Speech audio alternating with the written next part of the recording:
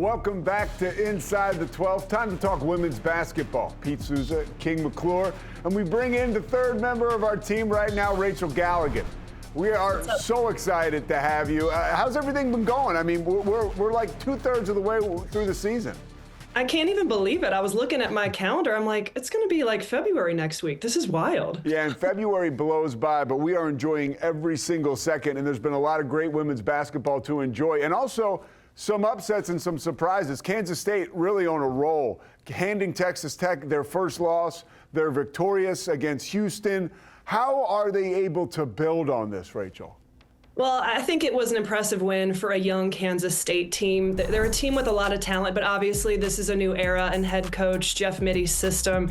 That game in particular against Texas Tech, it was a balanced offensive performance. But to me, the most glaring stat in that game was their ability to dominate the glass. K-State out-rebounded Texas Tech 46-20 on their own floor, which really stood out to me. And keep in mind, this was also Kansas State's second top 20 win of the season. They beat number 13 ranked Ole Miss in December. They're coming off a solid win over Houston on Wednesday, like you said. So in my opinion, keep a close eye on this team as we progress into the later part of the season. In my mind, they've always been kind of this team that had a chance to be scary in March. Let's talk about another hot team. Thank God for Baylor women's basketball because the women's team is on a 7-game win streak. What is working in Waco?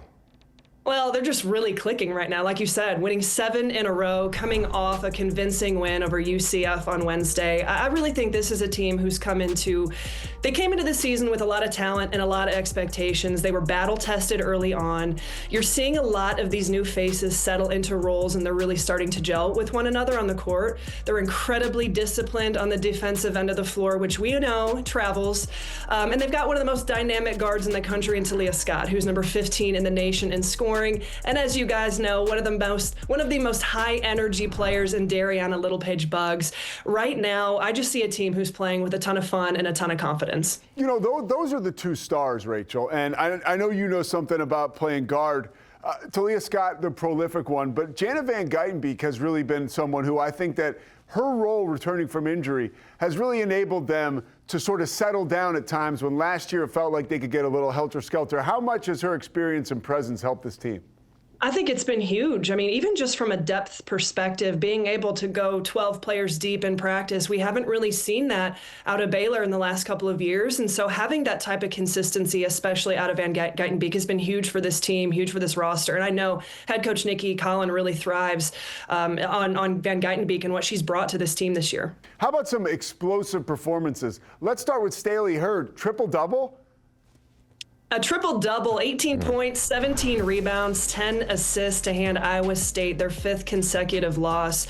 To me, Hurd has always been someone that I am extremely high on. She's really starting to find her rhythm now in this second part of the season, averaging 21 points, just under 10 rebounds, and 4 assists in her last 4 contests alone. So she's really coming on. She was named Big 12 Player of the Week to go along with Naismith Player of the Week as well. And then I got to add, I mean, just another incredible performance. Just the other night, Jada Williams dropped a career-high 44 points in Iowa State for Cincinnati earlier this week. She scored or assisted on 62 of Iowa State's 93 points. That's the most by any player in Division I this season.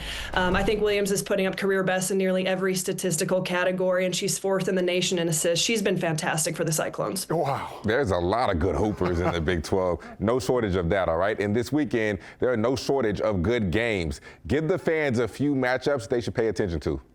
Well, I got to go with my Lady Raiders. They've lost 2 in a row. They're going to go to Utah on Saturday. I love this matchup, especially in Salt Lake. I think it's important for a team like Texas Tech, who, they're hitting a little bit of a rough patch in their season after winning 19 straight games. It's really important, you guys know this, to go on a road swing and come out with at least 1 win. So I think that that's a really big, important win for Texas Tech to be able to take that back home to Lubbock. But Utah is tough. Lonnie White has been made for TV this season with her offensive production and efficiency. That's going to be a really fun game. And then Kansas State versus Kansas on Saturday. I don't know if you guys have seen it, but you've got to check out Jalea Davis of Kansas, one of the top scorers in the country, let alone as a freshman, averaging just under 21 points per game. She's been named Big 12 Freshman of the Week 3 consecutive weeks. Now, clearly, this is an in-state rivalry matchup. Both teams looking to build on some momentum in January. You can catch that one on FS1.